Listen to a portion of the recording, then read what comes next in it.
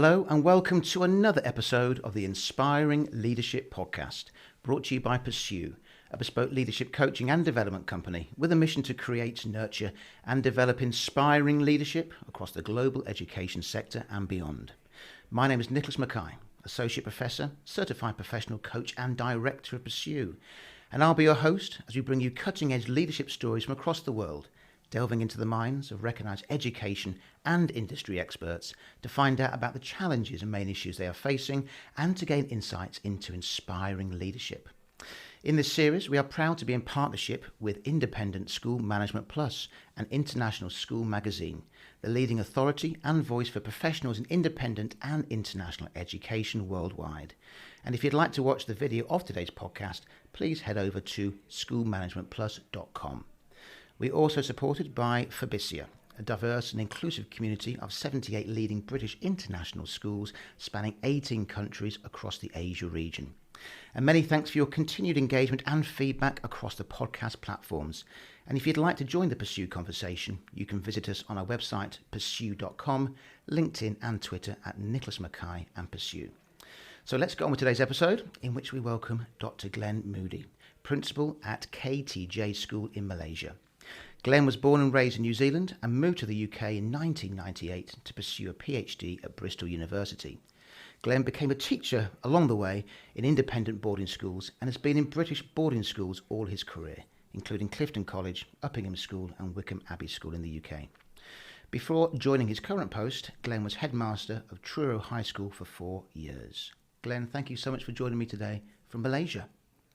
Thank you very much, Nick. It's great to be here. This is being recorded during the World Test Championship final, and I, as a New Zealander, come on the Black Caps. I was at Edgbaston a couple of weeks ago, Glenn, actually, watching England get absolutely stuffed by New Zealand. It was good stuff, wasn't it? It was embarrassing, yeah. And had a couple of people from New Zealand in front of us who kept turning around and making fun of us. But it was all in good spirit. Thanks for joining me today. I'm really, really interested to understand a little bit about some of the initiatives at your school. To kick off this conversation, as I do on a lot of these podcasts, it's just discussing what inspiring leadership looks like to you, Glenn. Yeah, I think it's a really interesting sort of term, inspiring leadership, and what it looks like. And I think, it's very easy to, when you think of inspiring leaders, to get caught up in the idea of rhetoric and the way that leaders lead personally and the way that perhaps they speak either to an audience or one-to-one. And I think that probably is an important part of being an inspiring leader for at least some people, but I don't think it's the only way of going about doing things. And at the end of the day, it's really what you achieve as a leader that is more important. And to me, the most important thing in being a leader is actually being humble. I think, I admire leaders who have humility in what they do and perhaps, really get the best out of others rather than focusing the attention on themselves. In terms of that humility, then you mentioned, when does it become too much that a leader focuses on other people to the detriment of what they're doing themselves, do you think? Well, I think at the end of the day, if you're in charge of an organization, you do eventually have to make the difficult decisions sometimes that no one else wants to make. That's what you're paid to do. So that's when you really earn your money.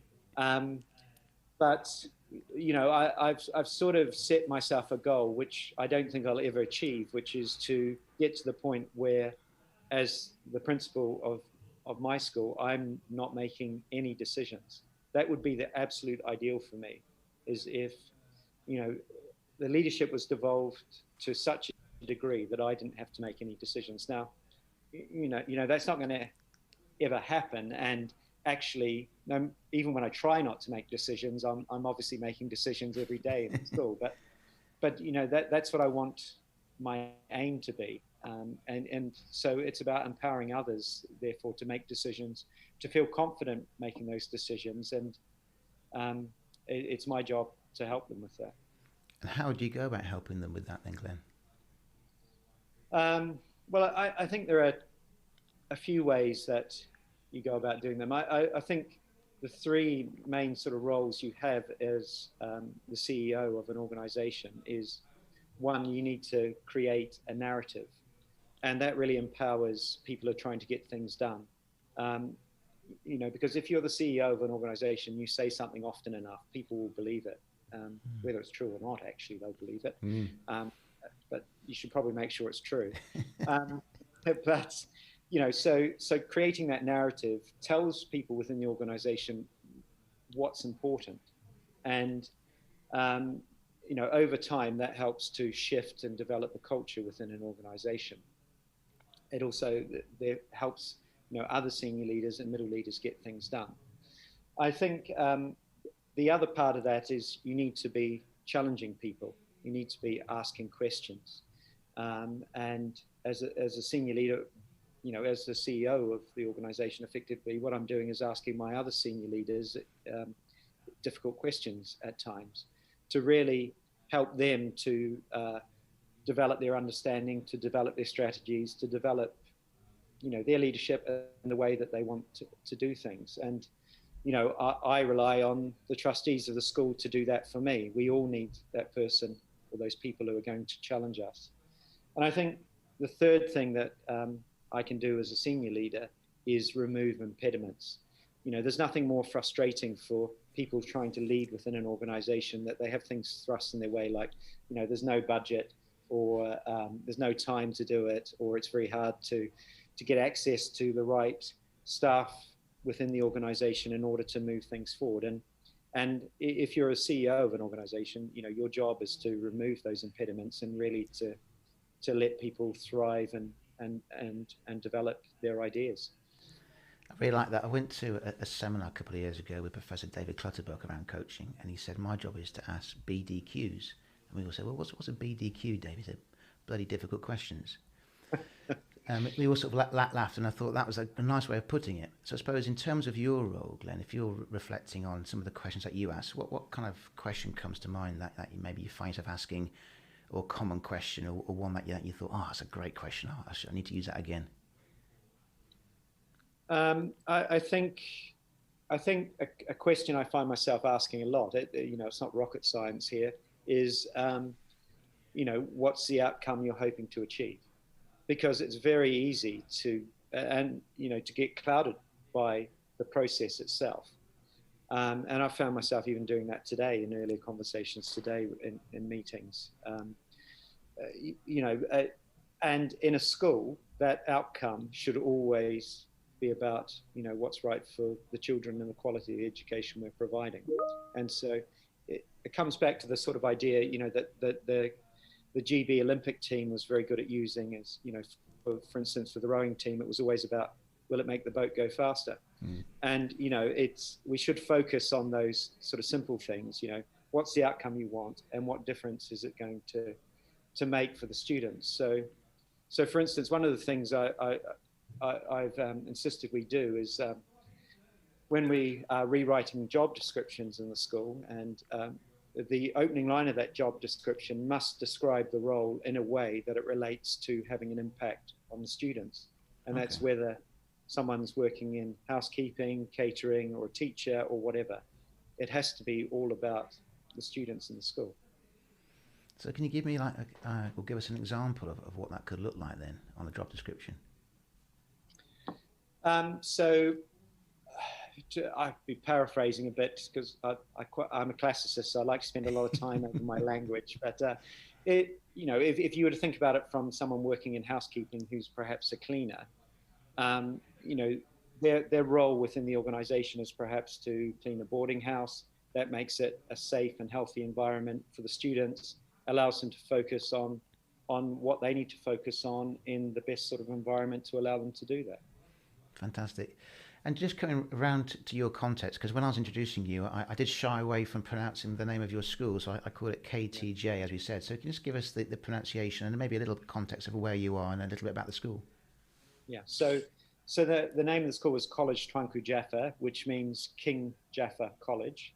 Ja'afar was a king of Malaysia for a 5-year period. It's an elected position in Malaysia, but he was also the the king, effectively, of the state that we're in Malaysia for a long period of time, which is Negeri Sembilan. So we're just a bit south of KL. It depends on traffic as to how far south of KL we are. Yeah. On a good day, it could be 45 minutes. On a bad day, it could be a couple of hours. We're in the countryside. We're mainly a boarding school. There's still some jungle on site, and we've got 80 acres. It's very green. It's lush. It's a great place to live, and it feels like, you know, it's certainly genuine Malaysia. It's not an expat community. The local town has a population of 25,000, and anyone who you see in that town who's not Malaysian is probably working at KTJ. So in terms of, you know, how you ended up there, Glenn, because you've got quite a stellar background here in UK schools. You know, what took you over to Malaysia in 2018, wasn't it? Yeah, well, partly it was an opportunity to be a bit closer to New Zealand. Yeah. I'm quite happy to keep a little bit of distance still. You know, but you know, I felt having that opportunity to go home a bit more. My wife's a New Zealander too. Our daughter is a New Zealand citizen, but she's never lived in New Zealand, and she, you know, those opportunities to see family face to face have been very limited. So it was supposed to provide more opportunities to go home, but then a year and a half ago, the pandemic hit. I think I was very attracted to the school as well, and its ethos. It's unusual. It's unusual as an international school in that it's a charity, and it's set up very much in the way that independent schools in the UK are set up. And that's because it was actually Tuanku Ja'afar's children who set up the school, and the two boys, say boys, they're now in their 70s actually, or 60s. They went to King's Canterbury, and they were really inspired by the British holistic education that they had there, and they wanted to provide that opportunity in Malaysia and make it more accessible for a wider range of Malaysians. So there was a feel about the school, which amazingly I was able to get from the website. And, you know, the more I dug into it, the more that sort of feeling grew. And it came from things such as, you know, some of the expat teachers have been here 20 years. You know, that's quite unusual for an international school. And it's been a great move. It's a great experience. I'm looking forward to restarting traveling again soon. But, you know, in the meantime, you know, it's still been a wonderful experience. In terms of traveling, Glenn, you know, what's on your list? Well, Angkor Wat in Cambodia would be extremely high on my list. I don't know if it's quite so high on my wife's list, so I might have to go on my own or just take my daughter. But I would love to go there, and I would have probably been by now if it hadn't been for the pandemic. But Vietnam's a nice place to explore. We've only been there once so far, but you know, it's a fantastic country, great food, you know, great archaeological sites, and you know, being a classicist, anything with statues or you know, buildings that are only foundations is great. I haven't been in Malaysia for a couple of years actually. The last time I was there, I was visiting Marble College, Malaysia, just over the border from Singapore. And I've always, my mother used to live in Penang actually. She used to work there for a few years, and I used to go and visit her. And I've always thought there's a lovely feel about Malaysia actually, and it's a great hub for travelling, isn't it? As you said, all these places quite relatively close. It is, and you know, AirAsia is one of the best low-cost airlines in the world, and their hub is KL International Airport, which is actually more accessible from our school than it is from any of the schools in KL. So we're very lucky indeed. I think I missed a flight once in KL because I got the wrong terminal. I think I went to the international one rather than the AirAsia one, and I was speeding across, and I missed it, and I had to get a taxi about 4 hours up to Penang. And I was very I remember that vividly because on the way I got food poisoning. I stopped at a place. Anyway, we digress. What I'm really interested actually, Glenn, you mentioned about the questioning, and you know, we've been speaking prior to this recording here around coaching and some of the coaching initiatives that you're kind of embedding in your school, which is a massive point of interest for me, obviously. So, you know, what exactly are you doing in relation to coaching, and maybe, you know, some of the rationale around that? So coaching was something I'd always been interested in, you know, particularly when I first became a head in the UK. But it is extremely expensive, and many schools don't have the budgets to stretch to coaching of senior leaders. We're in perhaps a bit more of a privileged position here at KTJ, and a member of our senior leadership suggested it to me. A Brit who is, she's no longer here. She was working for the co-op, and actually has gone back to working from the co-op, but she was working for us part-time, and she was here as the Director of Strategic Development. She suggested coaching as an option and suggested a particular coach, Claire McKinnon, who's based in the UK, and she'd worked with her before. So we met with her. We thought, we gave it a try, and I did it first. And Claire's system involved doing something called the Leadership Circle, where you analyze your own strengths and weaknesses, and you get your colleagues to do that as well. And that's the basis for discussions. And then over a period of 6 months, sort of once a month, you have a coaching discussion. And I found it incredibly worthwhile. It made me focus on myself at times when, otherwise I perhaps wouldn't have done so, and to think about my own leadership and the strengths and weaknesses in that. But at the same time, it then also changed dramatically my conversations with colleagues, because I started to pick up on the coaching language and the different ways of doing things. So we have now extended that, and everyone on our senior leadership team has had coaching with Claire. And then those of us who have been through one stint, we have the opportunity to go back occasionally and have additional sessions if we want them. What we're now doing is developing that with having sessions with middle leaders, and they'll be working in groups with Claire on a slightly more structured program. They'll be in groups of 6, but they'll be paired up so that they'll be supporting each other as well through that process. Sounds great. And I'm always curious, because I use a kind of diagnostic called Strength Scope, which is kind of stamped with the British Psychological Society, and it looks about discovering your 7 unique strengths, how you're over-dialing and under-dialing them. And for some people, that's absolutely brilliant, because it's a bit of evidence in front saying it's not just me saying this or somebody else. This is a kind of independent thing. For other people, it's like, okay, well, they don't really engage as much in those kind of initial things, but they're very happy to kind of talk in a more dialogic way around their strengths, and they want to sort of unpick it and explore it in a different way. So in terms of, you mentioned the impact of that, with your staff, did they have the diagnostic at the beginning to ignite those coaching conversations as well? Yes, they did. And it's helped to create a shared language. And the most commonly used phrase now is courageous authenticity, which is one of the dial points on the leadership circle. And, it's something that all leaders struggle with, is, having those really honest conversations. But, the fact that we can say that to each other, and we both know what it means, and it allows us to immediately have more honest conversations, and it forces us and encourages us to have those more honest conversations with others as well.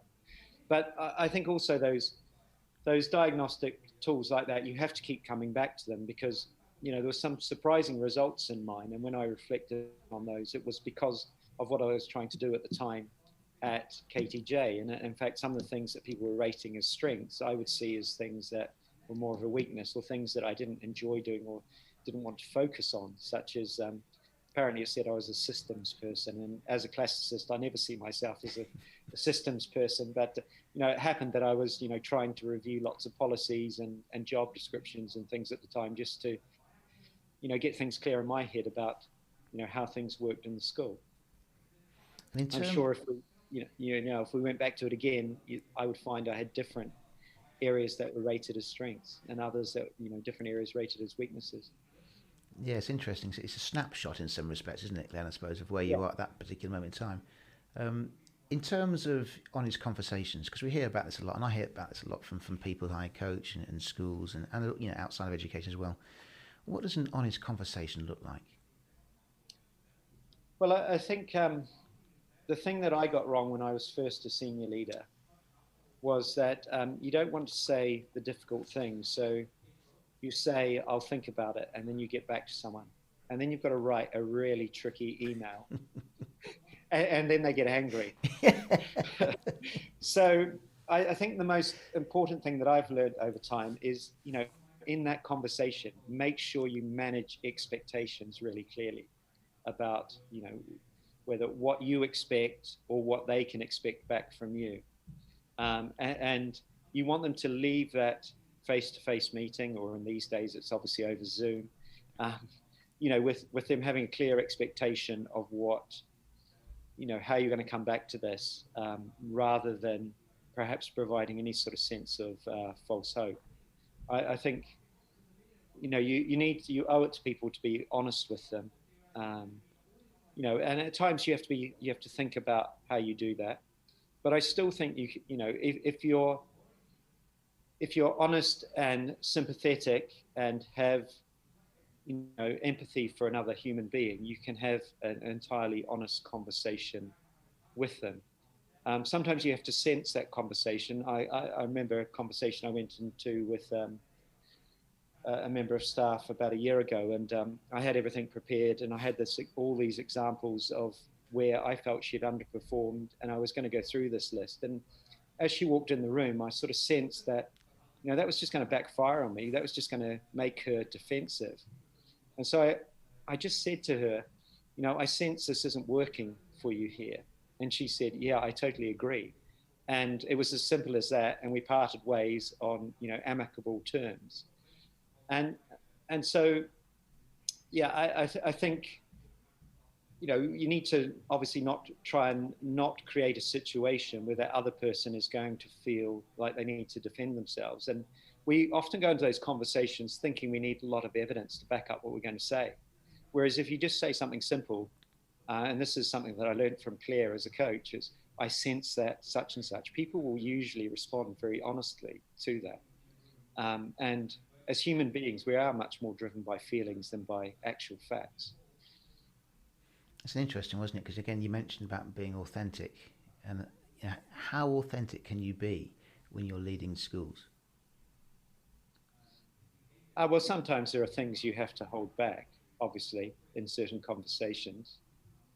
But, I would try and be as honest as I can be. At my last school in the UK, we faced a very challenging time financially, and,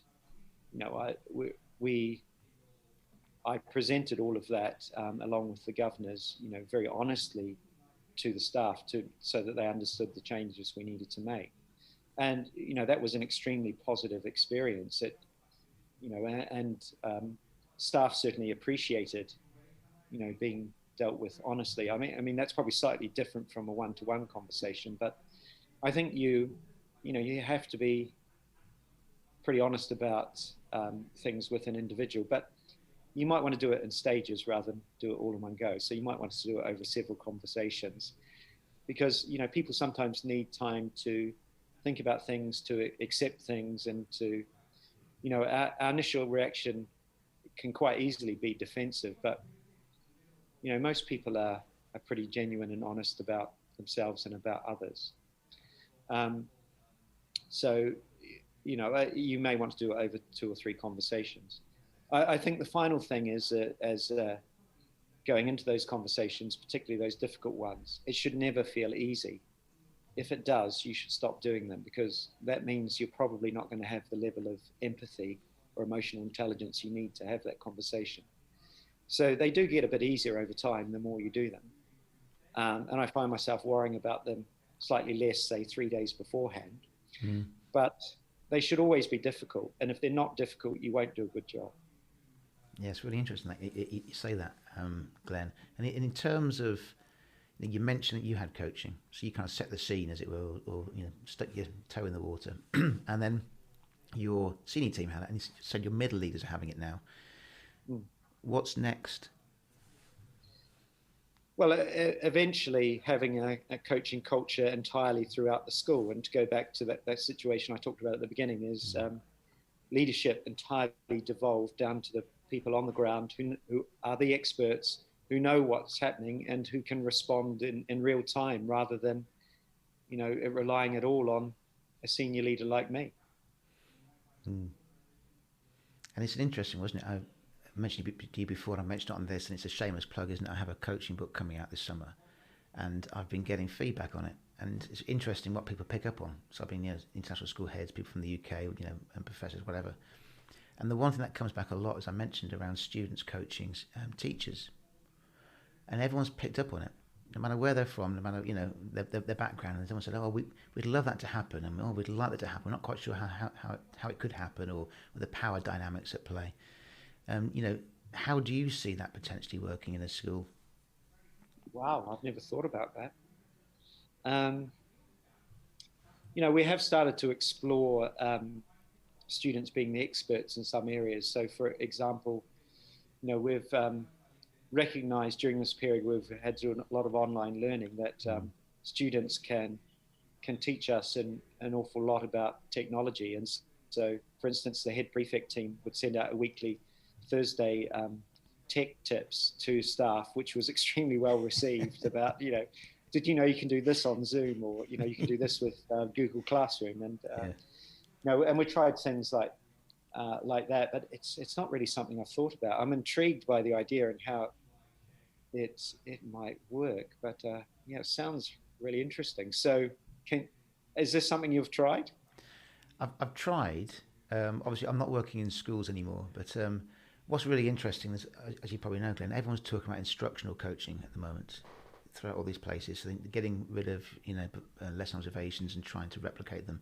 And recently, I went on a webinar with Jim Knight, who's kind of the guru of instructional coaching, and he was talking about videoing lessons and all these kind of things.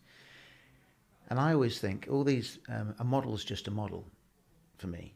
You've got to have the coaching skills, the way of being, or your coaching presence developed enough to be able to facilitate or have those conversations and to hold the space and to engage in that fruitful dialogue. So I suppose what always gets missed off is actually training people up, I suppose, into being coaches themselves. And I suppose on a fundamental level with coaching, it's about being non-directive. So if you're looking at students and you're looking at teachers, it wouldn't be as if the students would be marking teachers in any way. It'd be that curiosity. So it could be something, some questioning. So you train the students in some questions, as you've been using with your coach, around what made you do that at that point in the lesson. What made you choose this topic? What made you do the group work and not the individual work? And giving, say, a bank potentially to scaffold the coaching for students to be asking staff, either one-to-one, or again, you mentioned some of the stuff that you're doing. I'm very keen about group. So, as you know, Glenn, you go to a job interview and you always get grilled by the students, don't you? And you have a student panel and they ask the best questions, don't they, all the time? So they've got the questions there. It's just having the culture and the space to be able to allow them to do that without people taking it personally. Yeah, I can vividly remember when I went for my headship at Truro High School, and one of the head prefect team asked me in front of quite a big audience, had I ever broken the law? To which I said, yes, of course I have. I'm sure I've downloaded something illegally or accidentally driven too fast at times. Have you ever broken the law? To which she replied, yes, she had as well. But I think what you're describing, would work absolutely, would work extremely well. And I think, a lot of schools are exploring ways in which students can be more involved in decision making about, teaching and learning and how it develops. And that would fit quite nicely with that. We were developing over the past few years what we call the KTJ learner characteristics, which are the sort of skills we most develop in learning. And we had students involved in those meetings with staff, working together in groups, and it was extremely effective, actually. It's interesting, isn't it? As a coach, I suppose it's about you making yourself redundant. In the same way you've mentioned yourself, it's devolved leadership. So essentially, you're making yourself or the head redundant. Could it go to the next stage where you think if the students are taking that agency and ownership, are the teachers then becoming a different role? So I suppose it just keeps seeping on down. On the flip side, there's also times for being, this is the knowledge you need to know, this is the instruction, whether you're a leader, whether you're a teacher, whether you're a student. So it's just that kind of balance, I suppose, isn't it? Yeah, I think in many ways we could be on the precipice of that happening because, I think there's enough momentum now that we're going to soon move to online testing and exams. Now, I think in a bit, what that will drive then is a real sort of reassessment of what's in syllabuses. And, given the accessibility of knowledge and content, those syllabuses are going to shift much more towards being skills-based. I mean, that's the only way that exams and tests online will able to be secure anyway, is to move away from content towards more skills-based assessment. And with that, there will be a very dramatic change in the relationship between teachers and students, and it probably will become much messier and much more two-way. And I think that's a great thing. But it's an interesting thing, isn't it? A teacher usually stays in their career for the entire working life. Mm. But actually, a teacher who signed up 20 years ago for teaching, the skill set that they're going to need, say, in 5-10 years' time, is going to be completely different. I know some organisations, such as, I can't remember what the name of the former HR director of Netflix was called, but she's a very prominent speaker on TED Talks and things like that, and she talks a lot about this whole idea that as Netflix evolved, people who they had in certain positions no longer had the skill sets to do the new jobs, and they had to work out what were they going to do about that. And I don't think we've done enough to recognize that in teaching, actually, that that skill set that you require has completely changed. One of the things I do every year is I swap places with a student. So they become the principal for the day, and I become a student. I take their place. The teachers call me by their name. I go to all their lessons. I sit in the boarding house and do their prep. I go to all their ECAs and everything like that. And it's fantastic. But what I noticed this year is I managed to do it in one of the pockets when we had face-to-face lessons. And just the change between last year when I did it, which was before the pandemic, and this year in terms of, the way the lessons operated was just dramatic. I didn't have to pick up a pen and paper all day. A lot of the engagement was through, using laptop and using various software. And, in some lessons, we were collaborating with, and some of the students were in the room, and, one of the students was in Korea. And so, it has been a dramatic shift in a very short space of time there. It's interesting, isn't it? I mean, I work in teacher training, as all the listeners will know, because I kind of draw on that quite a lot, and people career changing, and we're seeing it more and more, especially the international one. And I think that's absolutely fantastic. I mean, the expertise people can bring in from different sectors, I think it just makes it such a fruitful experience, rather than just coming at, there's nothing wrong with it, of course, coming straight out of university and going to teaching, but actually utilising different sectors and people's expertise. Yeah, absolutely. And I think, we've still got this idea that there are certain professions you can have for life. And, I'll probably be in the teaching profession my whole life, but maybe I'm the last generation where people are able to do that. And we need to think more flexibly about it. Yeah, absolutely. It's an interesting one. I mean, you could argue, and I suppose I would argue this, that teachers going forward will be coaches. It's that more co-creation, in a more typical coaching environment, I suppose, with the students taking more agency. People can connect from anywhere in the world. All these things that you say, Glenn, it's writing things down all day just doesn't happen anymore. You can connect all over the place, and I think teachers will be facilitating that, if you call them teachers, and imparting knowledge. But also it's about, I suppose, supporting people to be able to go and find things and to do things for themselves. Yeah, absolutely. And, there are already places in the world that are approaching it in that way. What those schools have tended to do is have teachers who are working at a much sort of higher academic level than perhaps your typical school teacher, perhaps more at a university level in terms of their, sort of academic and research background. And I think that's going to be the challenge for schools. That's not taking anything away from the skills of school teachers, but there's going to have to be a shift there if the focus is more on, school teachers doing original research, for instance, or things like that.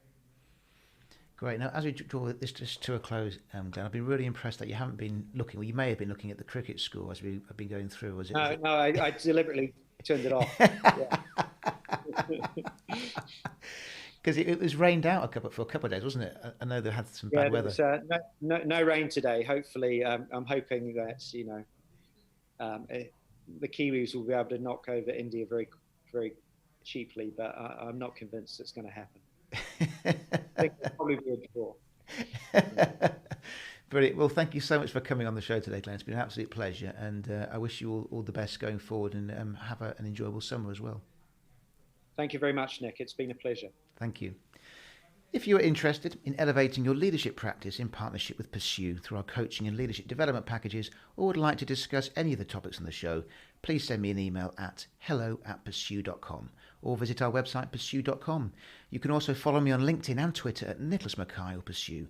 And if you enjoy the show, please leave a rating and spread the word. We are proud to be developing a truly global community. Take care and look forward to speaking to you again soon.